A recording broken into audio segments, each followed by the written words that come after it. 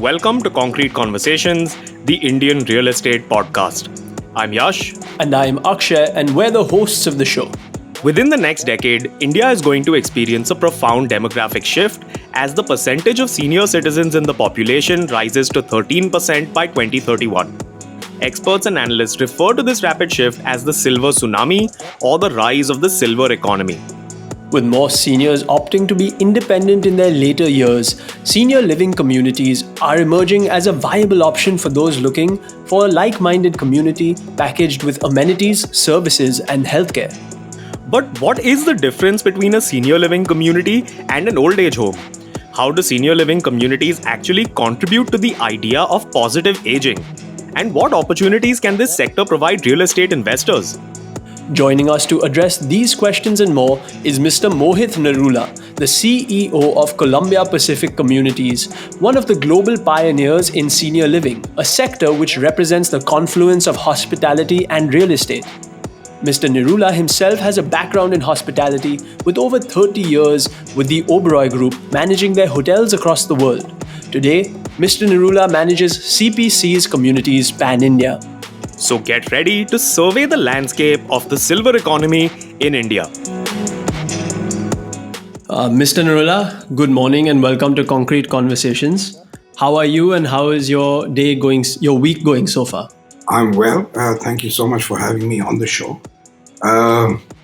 Given what's happening all around us, and I know this podcast may be broadcast a little later, but given what is going around us, I couldn't be better. Friends are safe, family is safe, and that's more than one could ask for in these times. I think that's absolutely true. I think counting the silver linings is the best thing that anyone can ask for in such uncertain times. We're here to talk about senior living communities. And I think before we get into the heart of the subject, what I think our listeners would really love to hear is maybe a little bit of a career overview from you in terms of where your career began and how you made the transition from hospitality to real estate. I have worked for now close to 36 years. I've 31 of those 36 years was spent in hospitality, all with one company, which is the Oberoi Group. They were very good to me. I was able to travel to many locations in India and overseas across all the brands that they operated.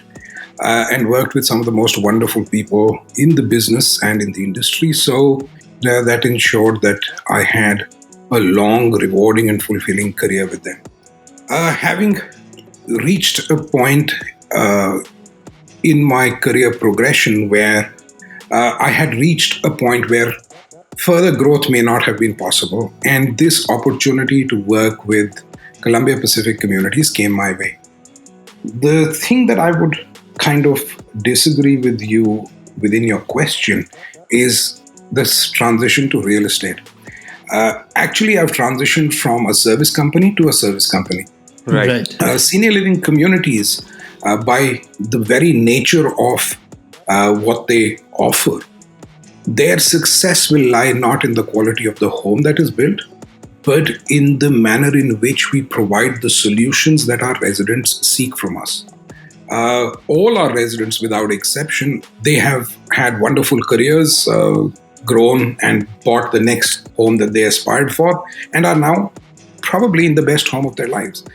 But why they turn to a senior living community is because what they are missing is peace of mind, a solution that looks after their needs today and as the needs will change over the next 20, 30 years 40 years that they stay with us. And those needs have all got to do with service. Right. So senior living communities are really an amalgam of three different industry sets. There is definitely real estate because there is an asset that needs to be designed and built. But there is hospitality and services that give our residents a hassle-free lifestyle, a zero-headache day-to-day living. And there is also healthcare because we need to be able to provide them and their children with the peace of mind that is important for everybody involved.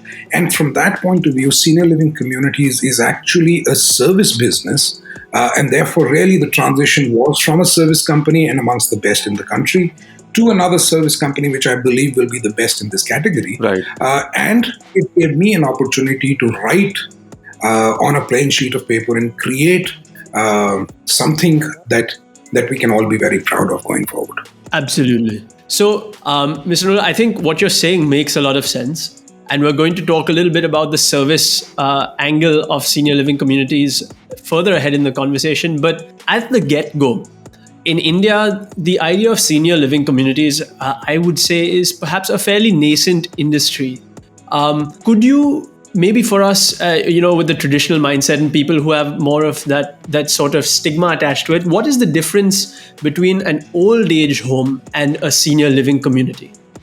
So before I answer or contrast the two, and really what I'm going to be doing at that point in time is contrasting the perception that people have about old age homes and the perception that we would like to create about senior living communities. Mm-hmm. Right. But before any of that, and this is a learning that I had once I started in the business, is that if you were to do a market research and ask people to name brands within an industry, should the number of brands that people be able to name be less than 2, it means the industry does not exist in the minds of the customer. Right. And what I found is that if I were to go to the man on the street and ask them to name 2 companies or 2 brands in the business of senior living communities, we would struggle to reach the number 2. Right. And then, classically, as the marketers will tell you, that if your brand is not number 1 or number 2 in the number of brands that they name, then your brand does not exist for them. Right. So, as things stand today, I'm happy to say that people are starting to name names. And number 2, what I'm really happy also is that every time we ask, we are the first name on everybody's minds. And in maybe some parts of the country will be the second name. But Colombia Pacific Communities, as India's largest operator and creator of senior living communities, is now starting to register both as a company, a brand, and as an industry. Right. To come to your question regarding the contrast between the two, you see, perception is the reality of the person, right? And old age homes, unfortunately, and extremely, I would say, incorrectly, are perceived to be places where abandoned parents, unloved by their children, are left to fend for themselves. Yeah. Nothing could be further from the truth today. If you look at the people who are 55, 60, and I'm talking about your parents and people in my generation, all of us have, with God's grace, with the way the economy boomed, with the way education became more available, with the way careers have blossomed, with the way opportunities for employment came about in the private sector, both in India and overseas, have all done very well, and consequently represent a demographic who wish, having fulfilled all their responsibilities, wish to live life and have the means, the time, the resources, and the desire to be able to do so. And consequently, our future residents, the people who are buying our homes now and the people who are residents in our communities at this point in time, are people who are not dependent, who are choosing to live on their own, not because they are unloved, but because circumstances, not culture. Culturally, everybody would love to be with their children and children would love to be with their parents. Right. But circumstances today are such that a lot of children and a lot of parents are staying separate from each other as both pursue their careers and their lives. And in such circumstances, it's much better for them to be staying as part of a community where there are others like-minded, like-aged, and therefore with the same kind of desires and needs. And if within that community is a service provider that can help fulfill their needs, a senior living community then becomes the preferred option for seniors. And that's how we would like people to start seeing it more and more. And I'm glad to say that both children and parents are seeing it more and more. And therefore, if you were to ask me, how would I contrast the perception? Old age communities are perceived to be as the place where people with no option go. I'd like people to think of senior living communities as the preferred option, both for parents and for children, to ensure that the parents can have the best life possible for the next 20, 30, 40 years. Right. That makes complete sense. And I wanted to ask you, Mr. Nirula, now that we've established the, kind of perception issue that we have with regards to the service itself and generally with the industry for senior living in India, How do firms like yours go about actually creating this awareness, and how does that play into the concept of positive aging that we had spoken about before? So, positive aging is not something that is a construct that came from Columbia Pacific Communities or from anybody within our company. Right. We did a fairly in depth market research across age groups, but primarily focused on what you would call target group one, which is the seniors who are themselves going to be users of our solution, and with a target group two, which was the children of those seniors, whether in India or overseas, to understand what it is that they expect from the solution that we were creating. Right. Now, remember, I keep saying creating because it's new for India. The solution has existed in various ways and forms across the world for many, many decades. In fact, our principals, which is the Columbia Pacific Group based out of Seattle in the US, are pioneers in the business, have been in it for over 4 decades, and therefore a lot of our knowledge is informed by the expertise that comes to us from them. Having said that, India is India and it is different, and therefore we can't adopt, we need to adapt to the needs over here. Right. And really, when you were to ask, what is it that differentiates or distinguishes our communities? It is this philosophy of positive aging. And what I mean by that is an approach to life which says that I don't want to spend my time doing things that I have to do, because that's all in my past. I had to study, I had to work, I had to educate my children, I had to look after my parents. That's all in the past. I want to spend the rest of my life doing what I want to do. And it is this approach that we call positive aging, where you age, and as you grow into life, you remain socially connected with your friends in the community. You remain physically engaged in activities that are designed to keep you active. And therefore, there is a lot of learning that happens within the residents and therefore keeps them intellectually stimulated. Aging will take place. It's about how fit you remain during this process. And that's a key differentiator for residents of senior living communities. Right. And Mr. Nirula, as you said, Columbia Pacific has been one of the, it's at the forefront of this industry in India, and growing it in an Indian context and adapting it to an Indian society. So with that in mind, I wanted to ask you, given that you guys are creating these communities and spaces, were there any design considerations that went into this to make this a unique experience for the seniors living there? And also given the kind of concept of positive aging that you just told us about. So, I mean, when you come to designing a community which has seniors at the heart of everything that you do, there are some principles that you have to bear in mind when you start doing that. And let me just give you one overarching design philosophy guideline that we adhere to. And then I will talk to you about some of the unique features of a senior living community that makes it so different from a regular mixed family condominium design. Right. So the overarching design philosophy, and every time our design team and we sit down with our architects and we keep saying, should we do this or should we do that?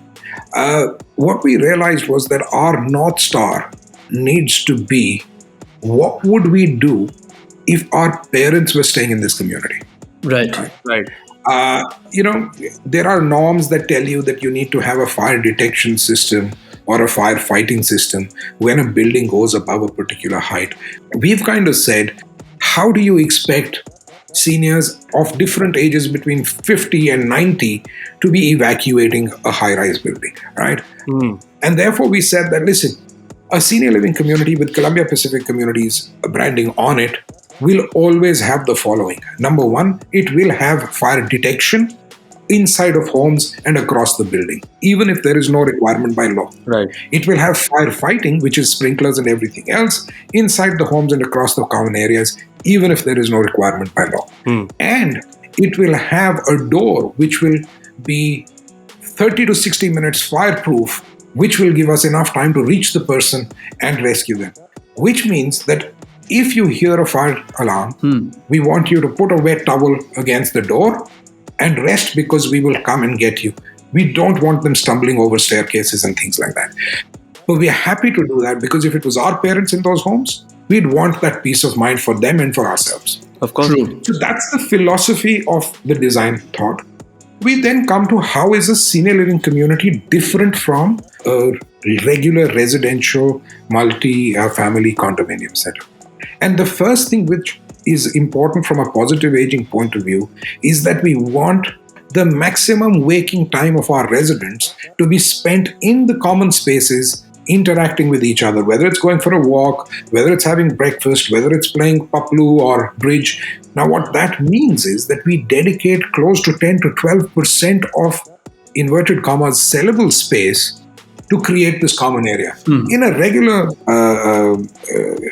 mixed family condominium, this would be between 1 to 3%. So we're kind of going 4 to 10x higher to create the living room of the community so that social interaction remains high, leaving you healthier for longer. So just in the way space gets allocated in communities, it's completely different in a senior living community. The second aspect is that, in the front, it's your home. But because all your activities of daily chores are being managed by the service provider, at the rear, it works like a hotel. Right. So we need to be able to come to your home with a trolley and clean it. We need to be able to bring you food. But the travel of the service provider and the travel of the resident, you have to understand, happens at different paces.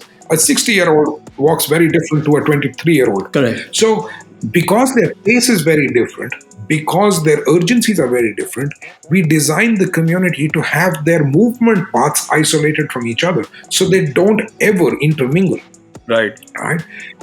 So in many ways, it's a home in the front and a hotel at the back, but within the same building, and that requires a completely different approach to designing than you would in a mixed family condominium where it is only a home, right? Of course. Right. The third aspect is healthcare, and it's really, really critical. We want you to be able to go and consult with the resident nurse or doctor and reach that place easily.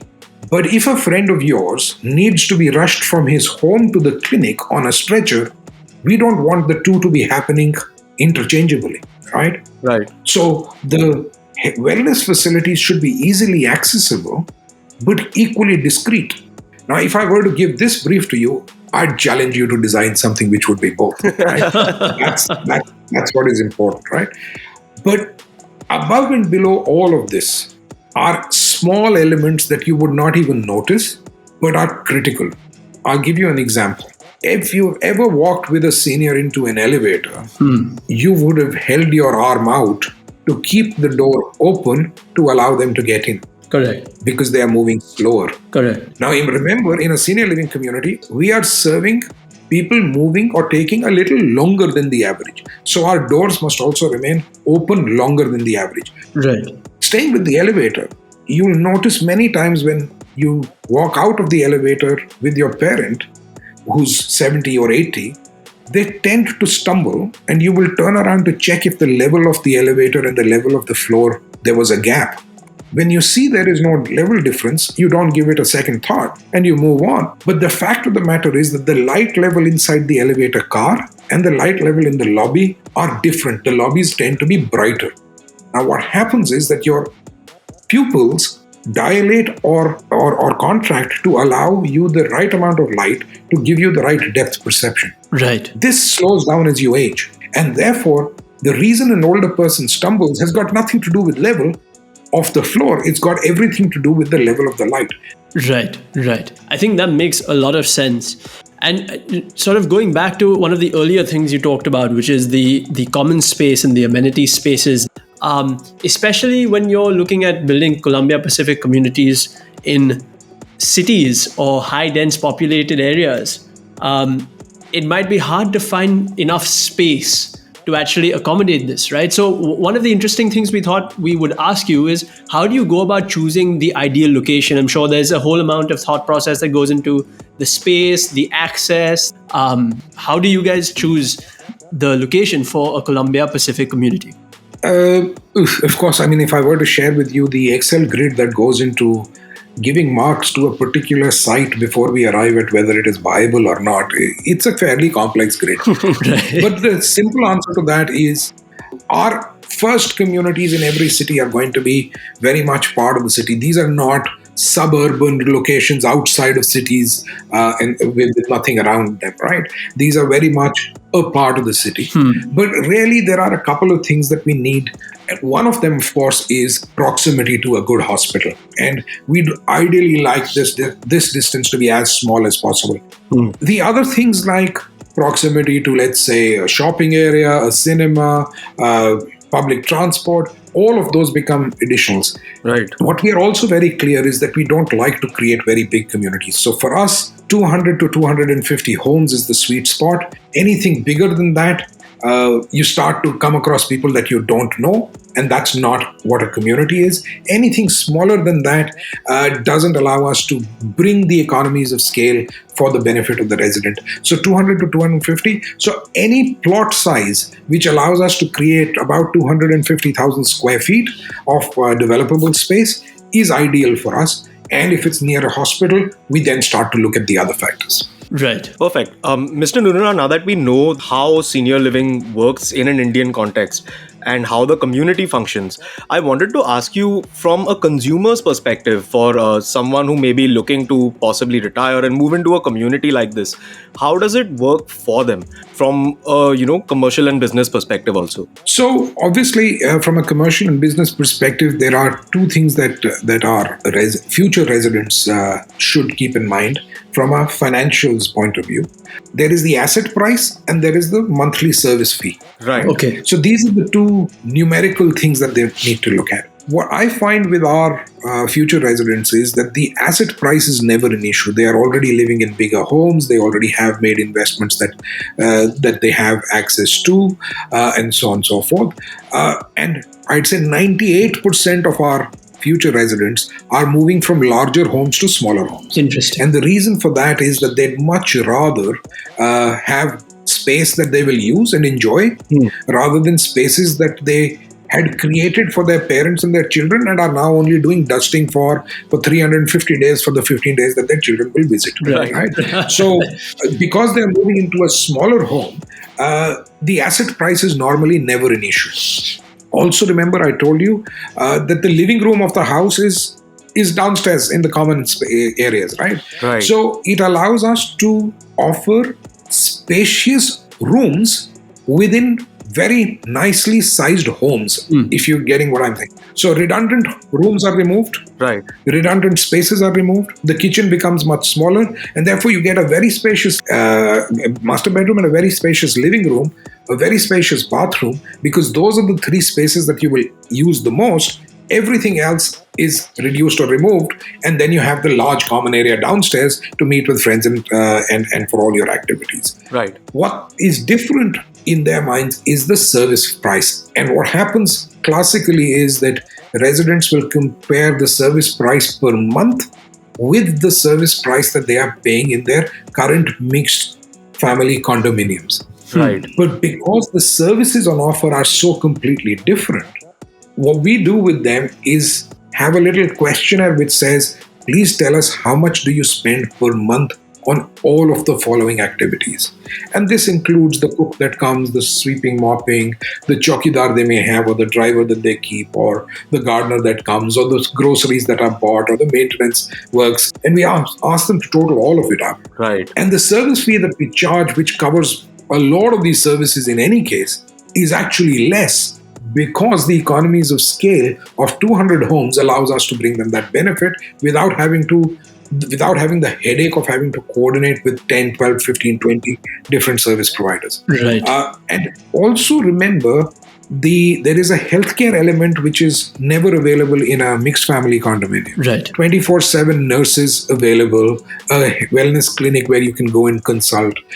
All of these things are services and facilities that help you remain fitter for longer, and it is one of the most primary concerns for all our residents. Right. So really, they understand that the fee that is being charged for the service is well worth the peace of mind that it brings to them. And therefore, for your residents or for your listeners, what they need to understand is that the asset price will always be less, and the service price, whilst it may sound more than what they are paying, is great value for what they are receiving. Absolutely. since you talked about the asset price and the business model from the consumer's perspective, I wanted to understand a little bit also from CPC's perspective.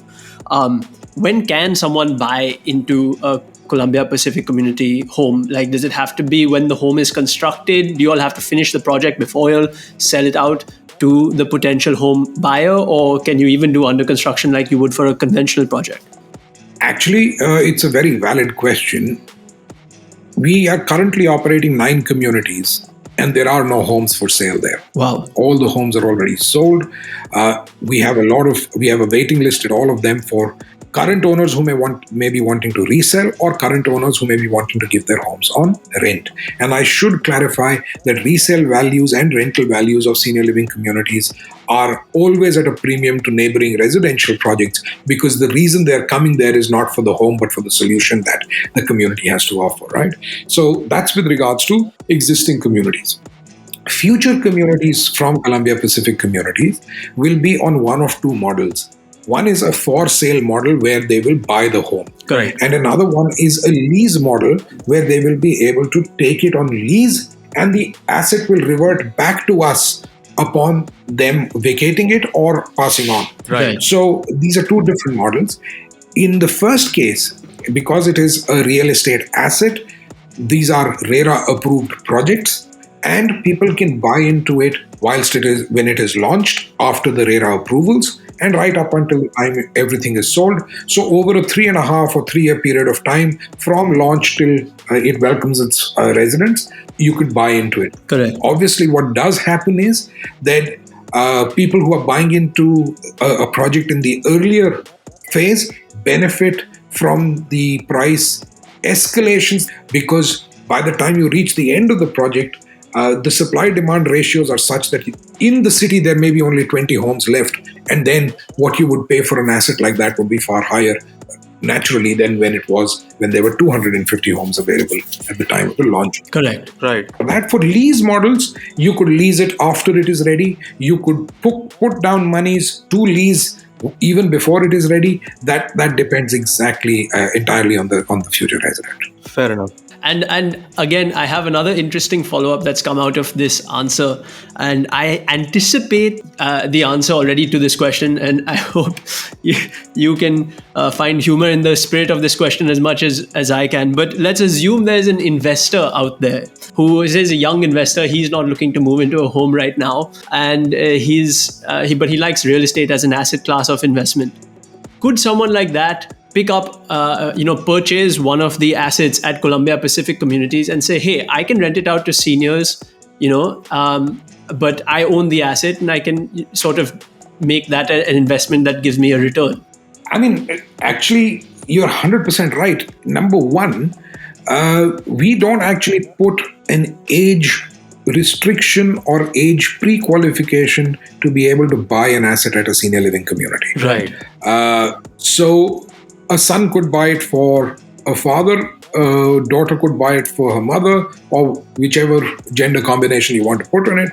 The buyer could be anybody. Right. I know there are certain communities where the resident needs to be of a particular age. At this point in time, we have no such restriction on our future projects. Right. So really, you could buy the home for yourself or for your parent, and your parent could reside in it or you could reside in it, provided you follow the norms and rules of the community. But otherwise, there is no disqualification of age to either buy or stay in a community which has been primarily designed with seniors in mind. Fair enough. Right. We talked about real estate as a service with a previous guest, and I wanted to ask you, in your mind, what has been the most unique challenge that you faced as a service provider in the senior living community space? You see, when I contrast a community with hospitality, there are two primary differences. The transient nature of the hotel guest versus the permanent nature of our resident. Right. And the second thing is, in a hotel, if I were to really distill it down, the role of the service provider is to ensure that you do not come in the way of the guest being able to do their business, right? So your job is to stay away as much as possible. the room gets cleaned when they are not there. When they come for breakfast, just give it to them on time quickly so that they can get on to work. So your efficiency is really checked by your absence. In a senior living community, the role of the service provider, right, and that's where we actually, as a company, drafted and crafted our dharma, which is what defines how we serve, is based on unconditional love, respect, and care. We must care for our residents like we would do for our elders and our parents. So, unconditional love, respect, and care becomes the binding differentiator between, let's say, hospitality and senior living. Right, and I think that's absolutely amazing, and especially in a service-centric business, like the human factors that you've talked about now are so important to actually making people feel at home and part of a community, right? But if we were to take a step back, Mr. Nirula, and talk about the industry of senior living in general, all over the world, we're kind of seeing demographic shifts now. We're seeing the number of seniors increase as a part of the population in a lot of countries. So what do you think the future prospects of senior living as an industry segment are, and where do you think this could go in the future? So what is interesting to me, Yash, is the fact that you said that in many countries, this is the case. Right. Please allow me to introduce to you a country called India, where we have such a huge focus on the millennial generation and their demand and whatever. The fact of the matter is, seniors are going to be 20% of this country in the next 20 years. Wow. When you are young and starting your career, you have the desire to have a good life, but no time and no money. Right. When you grow in your career and take on senior positions, your desire is actually dulled by your daily work and the money is sitting in the bank, but you definitely have no time. We are already across the world at a stage where the number of seniors that we add every year exceeds the number of births every year, right? Right. So, I've heard of these terms called the silver tsunami, that there is this huge wave that is coming. And I'm telling you that if you're not already running away from the shore, let me wish you bye-bye, because you're going to drown. Right. Because I keep saying, it's the only demographic that has the time, that has the desire, that has the money, and has the desire to spend to be able to live the life that they've always wanted for themselves. Right. If I were to quote to you Dan Beatty, who's the founder of Colombia Pacific Management and the company that funds us, Right. His words were, India will run out of brick and cement. It will not run out of demand for senior living communities. Wow. And Mr. Nirula, now that we know where this industry is headed, or where just generally the growth in this industry is headed, is there any way for investors to actually get access to senior living as an investment product? In the US, for example, there are actually senior living REITs. So I just wanted to ask you, Mr. Nirula, do you think that this ecosystem can be mature enough to actually, for financial products and things like that, to be based on it in the future? You see, you will find even with the US that the REITs and all are based on a solution where the asset and the service both remain with the company. Right. Whereas in India, the asset at this point in time gets sold to the owner. So the only value that resides with the company is the service revenues. Right. Right. So already we are designing the first on-lease project in India. And my guess is that, and this is what I'm hearing also from our future residents, that one of the barriers to their entry, or one of the things that would be a nice option to have, is to either buy a house or to lease a house. Now, because in India, the cost of capital and the cost of land does not justify the returns that you make from rental. Right. It is important that the lease values be such that they make ROI sense to the investor. Right. But the reason our future residents are keen to look at the lease option is because they want the lease option not because of the financial benefits it offers, but because of, and I keep coming back to this phrase, the peace of mind that it offers, which is that they don't want to leave a headache behind for their children in the form of an asset and a service price that has to be followed up or dispensed with after they are gone. Right. So for them, the premium is nothing compared to the peace of mind that they have and their children have, that the asset will revert to the owner and the service price or the service charge per month meter will stop the moment I'm gone, and nobody is left with any headaches or pains to worry about. You could even phrase it that maybe for them the premium is the peace of mind. 100%. And that's why I say our people, our residents understand value and understand the value for the cost that they are paying extremely well, which is why we are being brave enough to go out with a 100% on lease project. Because we believe that there will be, at the end of the day, enough, and we just need 220 or 250 buyers or leasers who see the value in the proposition. Fair enough. Fair enough. I think with that, Mr. Nirula, that covers most of our questions. I just wanted to say thank you so much. This conversation has been a bit of a paradigm shift, at least for me, I think for Akshay as well, in terms of understanding senior living and what this concept actually translates to in an Indian context. So thank you so much. Couldn't agree more with Yash. Thank you so much, Mr. Nirula. Thank you, Akshay. Thank you, Yash. Thank you so much. All the very best. God bless you guys, and happy editing. If you enjoyed this conversation, be sure to follow Concrete Conversations on Instagram to know more about upcoming episodes and for some behind the scenes content. For more deep dives into the world of Indian real estate, stay tuned for more Concrete Conversations.